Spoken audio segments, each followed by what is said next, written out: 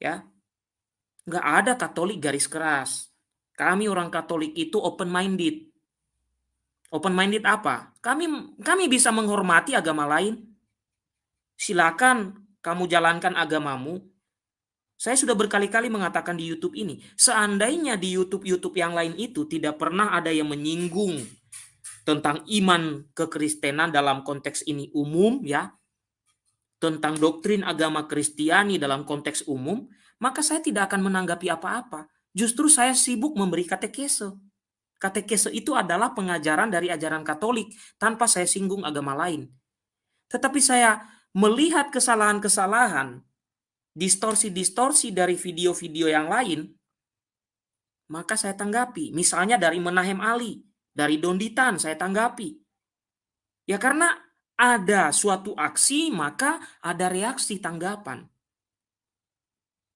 Tidak ada namanya Katolik garis keras.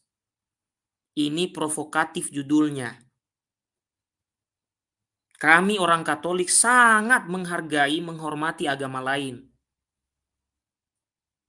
Dan Anda bisa buktikan, saksikan semua video para pastor Katolik di channel-channel Katolik. Baru Anda mengenal siapa Katolik itu. Kami orang Katolik nggak ada garis keras. Ya.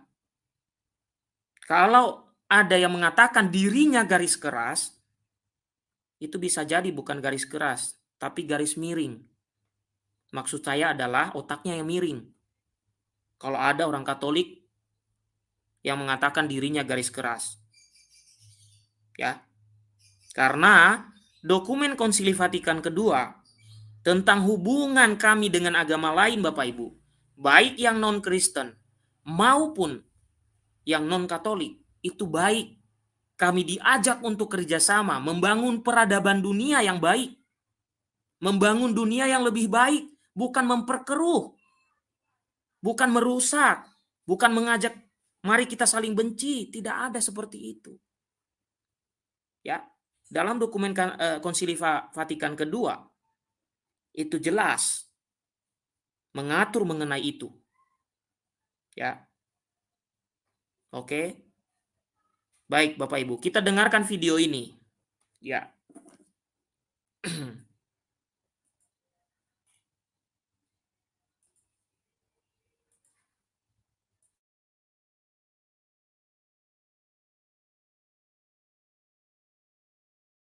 Ketika saya digaris keras, mana pernah Muslim itu, mana pernah? Karena pikiran saya waktu itu kan sangat garis keras waktu itu pikiran saya. Tapi puncak ketika saya sudah, makanya benar ya. Ketika saya digaris keras, mana pernah dicontohkan oleh umat Muslim itu, mana pernah? Karena pikiran saya waktu itu kan sangat garis keras waktu itu pikiran saya. Tapi puncak ketika saya sudah, makanya benar ya.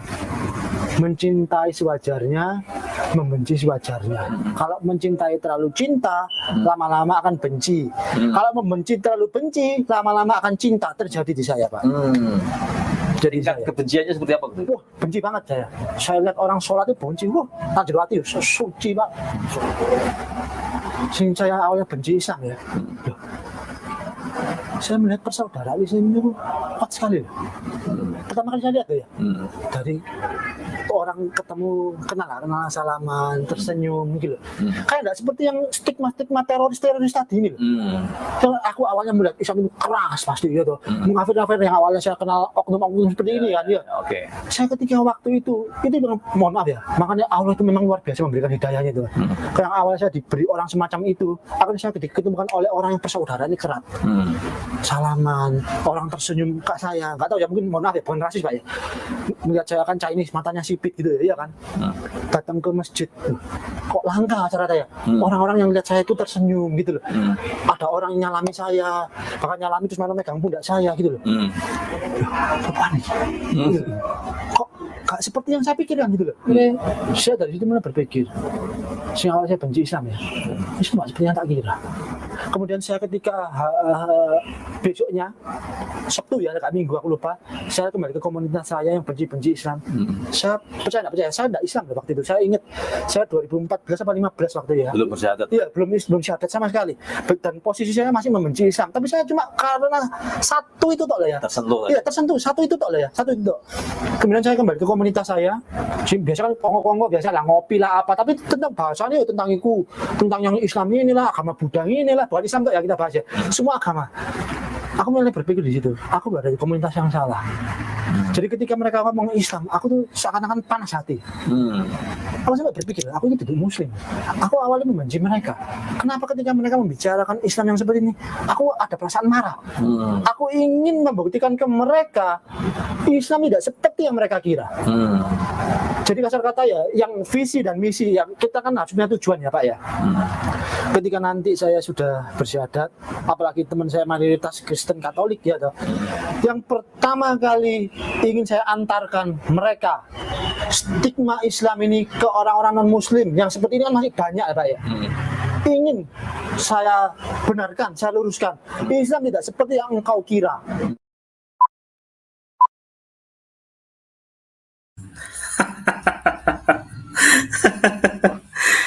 Aduh, Bapak. Sorry ya Bapak Ibu ya. Saya bertanya-tanya mengapa dia pakai kacamata ya. Karena seseorang itu bisa dilihat dari gerakan mata loh. Saya tuh bertanya-tanya kacamata hitamnya harusnya dibuka dulu ya. Karena ketahuan. Jadi gini Bapak Ibu ya. Saya kurang tahu komunitas mana yang dia maksud. Komunitas. Karena ada komunitas basis, ada komunitas kategorial. Komunitas yang mana? Saya beritahukan kepada saudaraku yang non-Katolik ini. Atau orang yang berbeda iman dengan saya, berbeda agama dengan saya. Begini, di dalam komunitas-komunitas Katolik, tidak ada satupun komunitas yang pengajarannya membenci agama lain. Dan justru saya melihat yang dia bicarakan tadi komunitas warung kopi. Ya, komunitas warung kopi ya jelas lah. Bukan komunitas gereja Katolik itu. Siapapun kita bisa pergi ke warung kopi dan kita berbicara sebebas-bebasnya, bersharing sebebas-bebasnya dengan orang yang ada di warung kopi. Jadi komunitasnya tepatnya komunitas warkop. Tapi bukan warkop DKI ya. Kalau warkop DKI saya suka banget. Lucu banget ya. Oke. Itu yang pertama Bapak Ibu. Jadi komunitasnya sudah ketahuan dia suka ngopi dan komunitasnya komunitas warkop. Yang kedua. Mengapa saya pertanyakan komunitas yang dimaksud? Begini saudara-saudariku yang di luar Katolik. Sepengetahuan saya, yang saya pelajari saja, yang saya beritahu. Yang saya tidak tahu, biarkan yang paling tahu yang memberitahu ya. Oke. Yang kedua, komunitas dalam gereja Katolik itu tidak pernah mengajarkan atau di dalam tanda petik silabusnya mengajarkan supaya kita membenci agama lain. Ya. Yang pertama Bapak Ibu, di dalam gereja Katolik ada komunitas seperti Orang Muda Katolik atau OMK, Orang Muda Katolik. Apa yang dibahas? Karena saya juga pernah aktif begitu lama dalam kelompok Orang Muda Katolik. Apakah di sana sibuk membahas kebencian terhadap agama lain? Tidak. Yang dibahas apa? Nanti kita 17-an itu kegiatan apa yang bisa kita lakukan? Nanti kita hari raya pangan sedunia apa yang kita lakukan? Nanti kalau hari raya Natal apa yang kita lakukan? Nanti kalau hari raya memperingati nama paroki kita kegiatannya apa? Nanti kalau kita ada jalan-jalan OMK-nya siapa yang jadi ketua? Apa yang harus kita kerjakan? Kalau nanti ada seminar kebangsaan siapa yang kita undang? Itu yang dibahas oleh Orang Muda Katolik. Adalah tidak berfaedah membahas untuk membenci agama lain bagi orang muda Katolik. Saya masih orang muda Katolik, Bapak Ibu. Tidak berfaedah sama sekali membahas membenci agama lain di dalam komunitas. Tidak berfaedah. Nggak berguna sama sekali. Jangankan sibuk membicarakan agama lain, kita sibuk membicarakan apa yang kita bisa buat untuk gereja.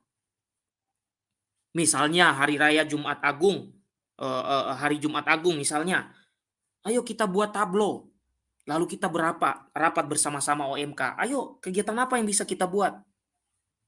Oh, siapa yang mau memerankan menjadi Yesus? Siapa yang memerankan menjadi Pilatus? Saya pernah, Bapak Ibu, nanti saya tunjukkan fotonya deh. Saya pernah memerankan menjadi Kayafas misalnya. Itu yang dibicarakan dalam gereja, dalam komunitas orang muda Katolik. Itu yang pertama, orang muda Katolik. Lalu misalnya ada kelompok-kelompok lain. Misalnya ada karismatik Katolik. Apakah sibuk membicarakan untuk membenci agama lain? Tidak. Sibuk mendalami iman.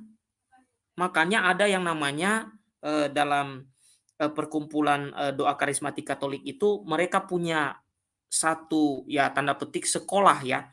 Namanya kursus evangelisasi pribadi. Apa yang mereka lakukan di dalam sana? Sibuk membicarakan imannya.